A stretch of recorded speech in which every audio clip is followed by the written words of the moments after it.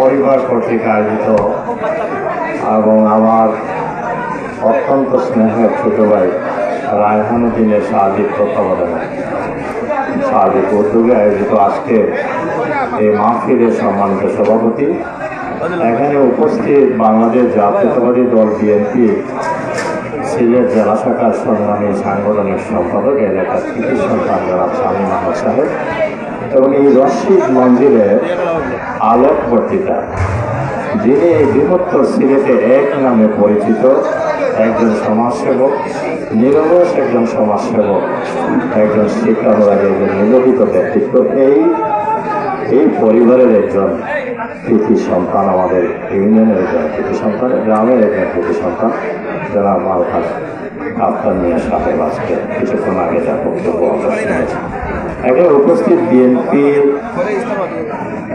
যুবদল, ছাত্রদল, স্বেচ্ছাসেবক দল, শ্রমিক দল, বিভিন্ন পর্যায়ের আমাদের জেলা, উপজেলা, ইউনিয়ন পর্যায়ে বিভিন্ন পর্যায়ের সম্মানিত নেতৃবৃন্দ, সবার অত্যন্ত সংক্ষিপ্ত সকলের নাম বলাটা সেই সম্ভব নাই, মুহূর্তে কম আছে।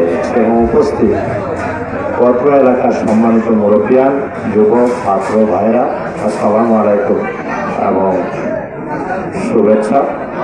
কিছুক্ষণের মধ্যেই ইফতারের মধ্য দিয়ে আজকের এই বছরের এই একটি মাস, এই পবিত্র মাসটির শেষ হবে। আগামীকাল ইনশাআল্লাহ আমরা আশা করি আগামীকাল ঈদুল ফিতর অনুষ্ঠিত হবে।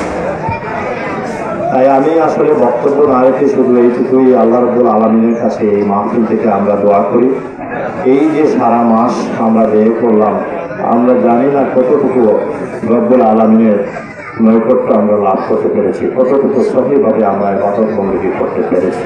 অনেক ভুল ত্রুটি, ভুল ভ্রান্তির মধ্য দিয়েই আমরা এই মাসটি, এই মাহাত্ম্যের করুণাময় মাসটি আমরা অতিবাহিত করেছি।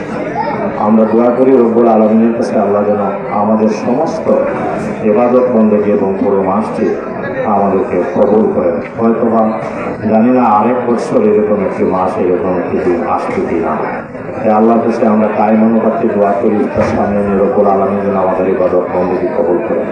আর এই মাহফিলের মধ্য দিয়ে ইবাদত বন্দেগীর পুরস্কার হিসাবে এই যে মঞ্জিল, এই মঞ্জিল থেকে এই মঞ্জিলের পরিবারের সদস্যবর্গ যারা দুনিয়া ছেড়ে চলে গেছেন তাদের আল্লাহ রাব্বুল আলামিন যেন জান্নাতুল ফেরদৌস নসিব করেন। যারা জীবিত আছেন দেশে বিদেশে রব্বুল আলামিন তাদেরকে যেন রহম করেন, হেফাজত করেন, হায়াতে তৈবা দান করেন।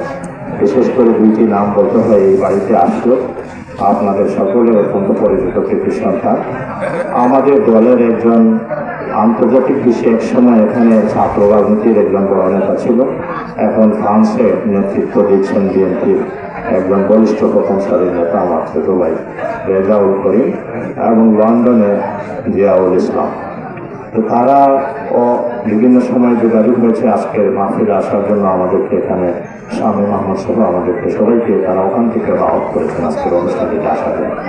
আমরা তাদের জন্য দোয়া করি, আর আমরা সমস্ত মুসলিম উম্মার জন্য দোয়া করি, আমরা একে অন্যের জন্য দোয়া করি, আমাদের মা বাবার জন্য দোয়া করি।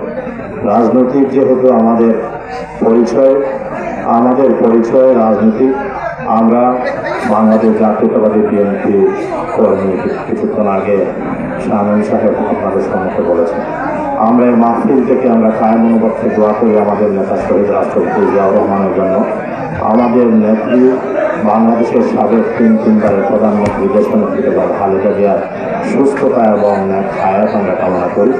আমরা কামনা করি আমাদের এই বিধ্বস্ত বাংলাদেশ থেকে একটি সুন্দর, সুখী, সমৃদ্ধশালী, গণতান্ত্রিক, মানবিক, নিরপরাধ বাংলাদেশ গড়ার পক্ষে যিনি কাজ করছেন শহীদ রাষ্ট্রপতি জিয়াউর রহমান দেশনেত্রী খালেদা জিয়ার সুযোগ্য উত্তরসূরি আগামী দিনের বাংলাদেশ নতুন করে বিনির্মাণের স্বপ্নদ্রষ্টা জনাব তারেক রহমান সাহেবের জন্য আমরা দোয়া করি। আর তিনি আল্লাহ তাআলা হায়াতে সুস্থতার সহিত হায়াতে তৈবা দান করেন, এবং এই দেশের মানুষের যে আকাঙ্ক্ষা জনাব তারেক রহমান সাহেবের সমান আল্লাহ রাব্বুল আলামিন যেন তাকে সেই আকাঙ্ক্ষা জনগণের পূরণ করার সার্বিক তৌফিক দান করেন।